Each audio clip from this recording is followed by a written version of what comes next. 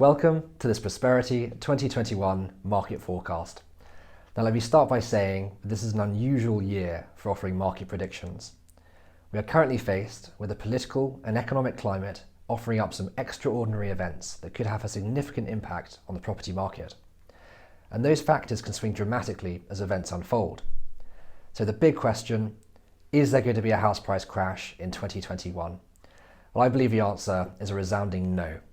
I think that in general, prices will remain stable, and that whilst there may be some localised price falls, there'll also be specific areas that will continue to see price growth.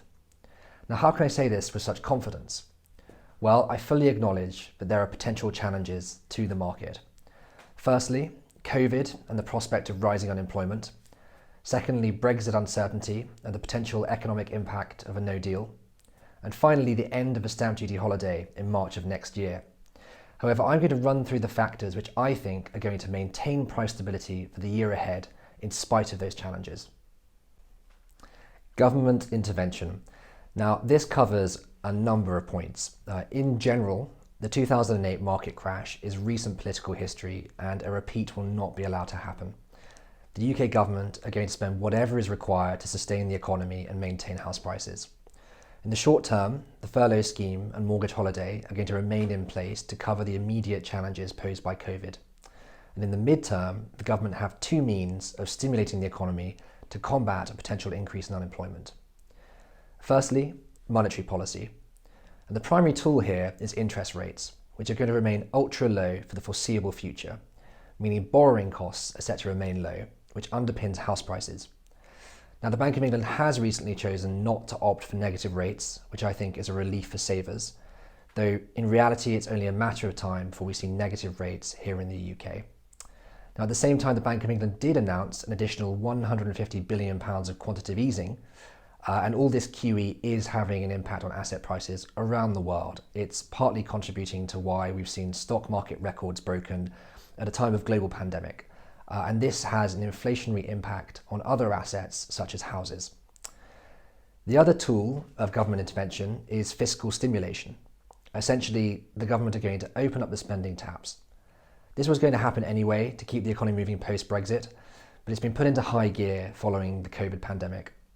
The Chancellor recently announced a £600 billion spending package over the next 5 years, covering everything from transitioning to renewables to fixing potholes. And he has stated that his number one priority is jobs, and it's clear they will spend whatever is required to stimulate the economy.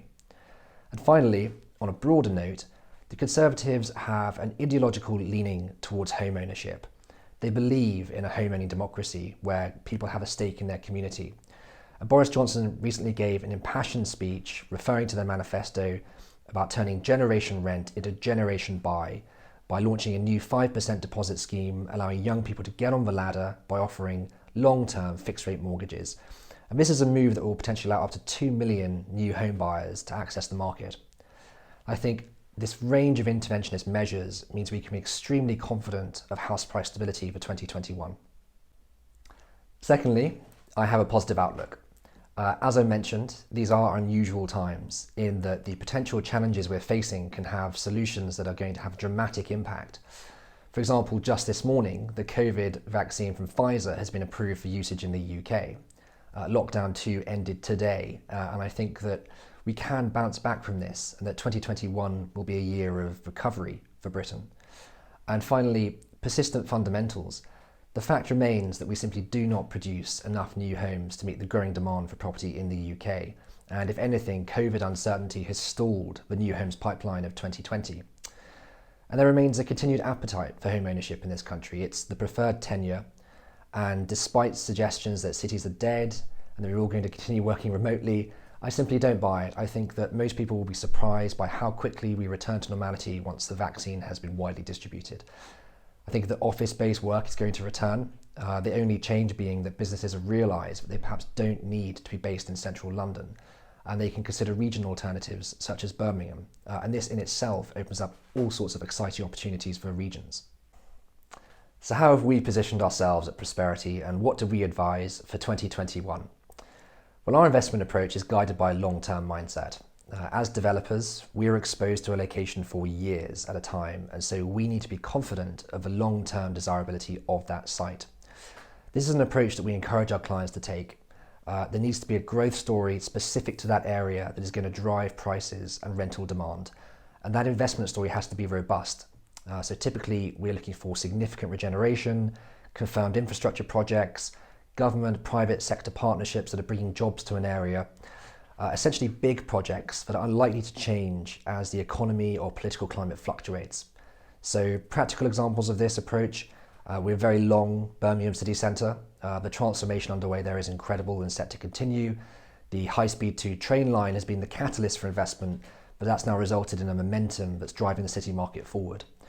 And as a sign of our general market confidence, we are launching our first housing site in January.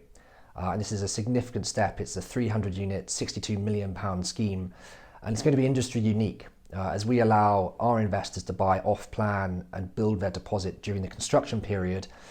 The end result will be they're holding freehold assets with no service charge or ground rent to pay in an area with near guaranteed rental uptake due to the private sector growth of jobs in the area.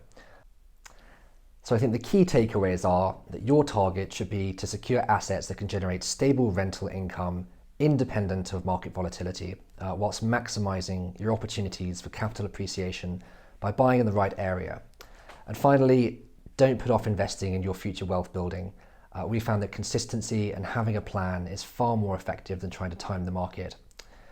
Now we're going to launch the Norfolk housing site in January, so now is the time to get in touch and register your details to be part of that launch and to have the initial conversations now about whether this might be a good fit for you. So I'd like to thank you all for your time and wish you the very best for 2021, and say that we at Prosperity look forward to working with you.